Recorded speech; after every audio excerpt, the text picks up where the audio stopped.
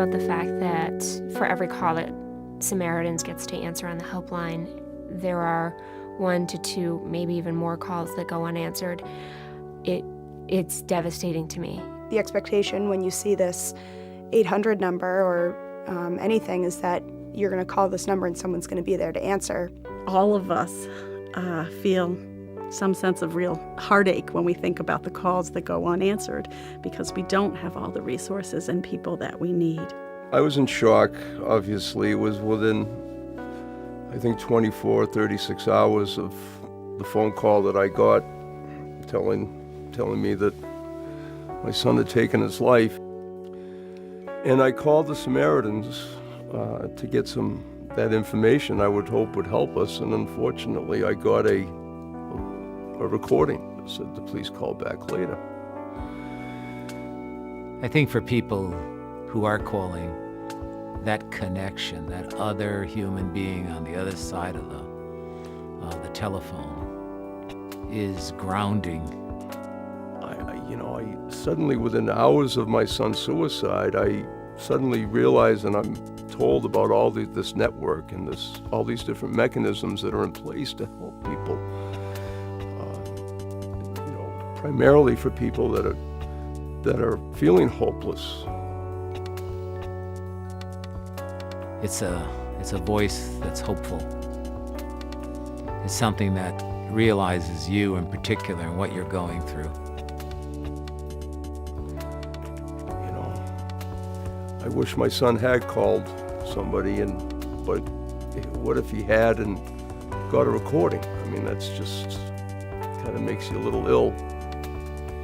So when I think about missed calls, I think about that link, that relationship, that connectedness going unfulfilled. I got involved with Samaritans 3 years ago. My cousin Johnny had taken his own life. I guess when I go home at the end of a shift, I comfort myself with the thought that it's better that we were there than that we weren't there. Knowing that somebody may have been where Johnny was and not be able to get through to somebody who may be able to just listen and hear them out and hear their struggles and their grief, that breaks my heart. I just hope that nobody else had called 5 minutes after me and got the same recording and then took their life.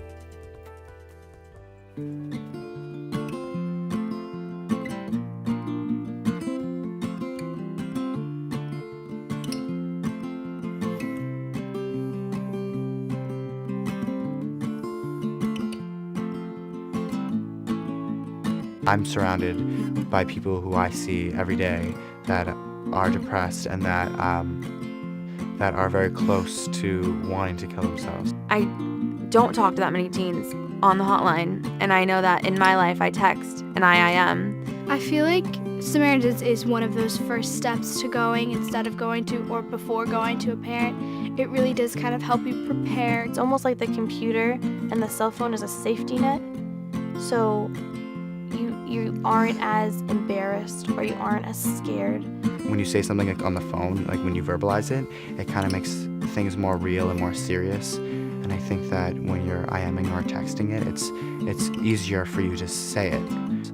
And so knowing that there will be a resource like the text and IM system at Samaritans is very reassuring and it's a comforting feeling.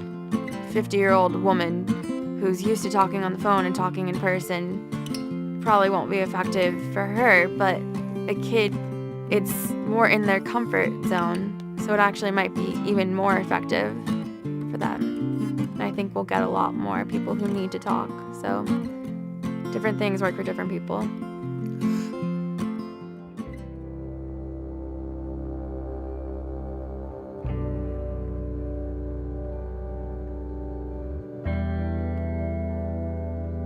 So Bay Path, we're the ones who identify the people who are at need in the community and then make the referral over to advocates who provides the actual mental health assessment and treatment. And then Samaritans provides a very wonderful, I think, supplement to that by providing these outbound calls to really isolated or lonely elders in the community. It involves calling other elders in the Metro West area. One has to be an elder oneself in order to be a caller. The people that we talk to in the Elder Community Care Program are under stress because they are often isolated. This has always been about trying to provide comprehensive services to elders in the community. Many of them are lonely, which is understandable. As we get older, our friends move away or we move away. Our friends die, and so there can be that feeling of isolation. I centered my life around my children, and now that they're grown, I really am grateful for having such a nice person to call me. If you can nip this at an early stage, it probably never develops to a suicidal state. When we make these calls, when we do connect, I can feel it. I can feel that they are appreciative of the call, that they look forward to other calls from us. I hope I have done as much for them as they have done for me. There are people you can talk to and who understand what your issues are. It's like having a best friend. I remember just sitting there and crying and crying and crying, and that was when I really, really allowed myself to yell and cry and scream and be angry. And that was when I called the hotline number. And I was kneeling there on the ground in a cold cemetery on the phone with this amazing woman. I don't remember her name. I don't remember anything about her. I just remember her saying, "I'm so sorry. And you and your family are in for a really rough road, but there are people here that can help."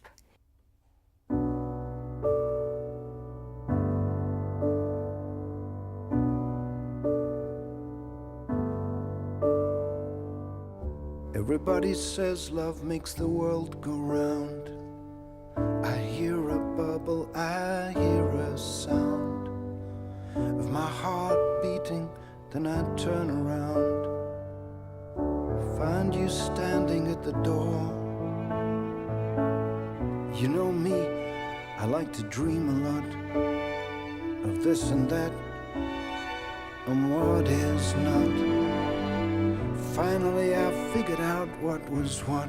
It was the power of your heart. The power of your heart.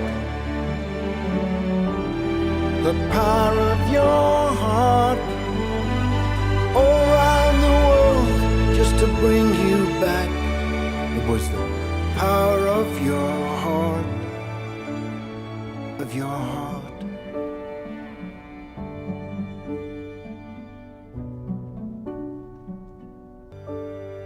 Of your heart.